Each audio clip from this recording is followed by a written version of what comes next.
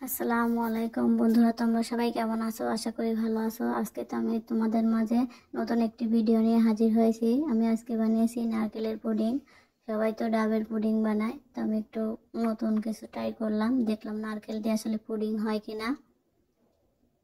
আমি এর জন্য নারকেলটাকে এরকম একটা গ্রেটার দিয়ে, হাত গ্রেটার দিয়ে গ্রেট করে নিয়েছি।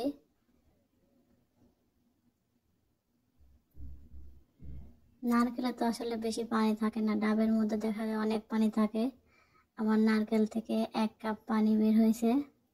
আমি নারকেলের এই 1 কাপ পানিটাকে দিয়ে দিয়েছি। এবার আমি 2 চা চামচ চিনি দিলাম এবং 1 চা চামচ আগার আগার পাউডার দিয়ে ভালো করে মিশিয়ে নেব। 1 কাপ ডাবের পানির জন্য বা নারকেলের পানির জন্য 1 চা চামচ আগার আগার পাউডারই যথেষ্ট। হালকা আছে এটাকে নেড়ে চেড়ে জাল করে নিব।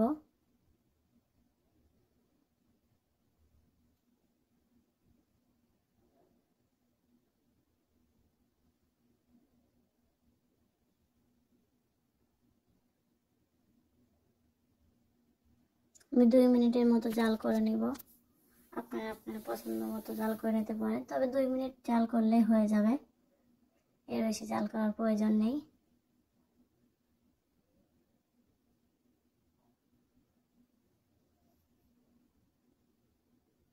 আমার জাল করা হয়ে গেছে।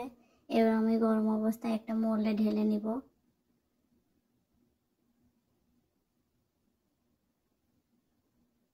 মোল্ডে ঢেলে নিয়ে আমি নারকেলটাকে দিয়ে দিব, অল্প অল্প করে দিব। অল্প করে দিয়ে চামচ দিয়ে একটু নেড়ে দিয়ে বাকিটুকু দিয়ে দেব।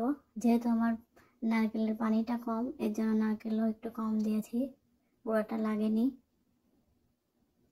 এটাকে আমি আধা ঘন্টা রেস্টে রাখবো ঠান্ডা হওয়ার জন্য। নর্মাল তাপমাত্রায় রাখবো।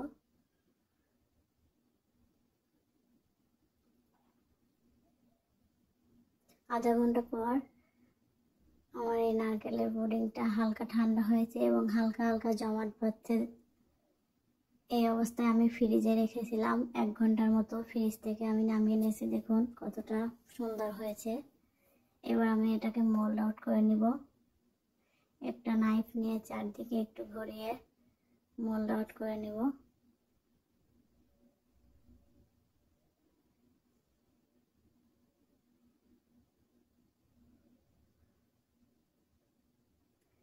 দেখুন কতটা সুন্দর হয়েছে আমার নারকেলের পুডিং। নারকেল যেদিকে বেশি সেই দিকটা আমি উল্টিয়ে নিব। দেখুন কতটা সুন্দর হয়েছে। যেহেতু এটা ডাবের পুডিং না, ডাব তো নরম থাকে, ডাবের ভিতরে যে নারকেলটা থাকে ওটা তো নরম থাকে, আর আমার এটা তো শক্ত নারকেল, সেহেতু কাটতে একটু কষ্ট হচ্ছে, কিন্তু খেতে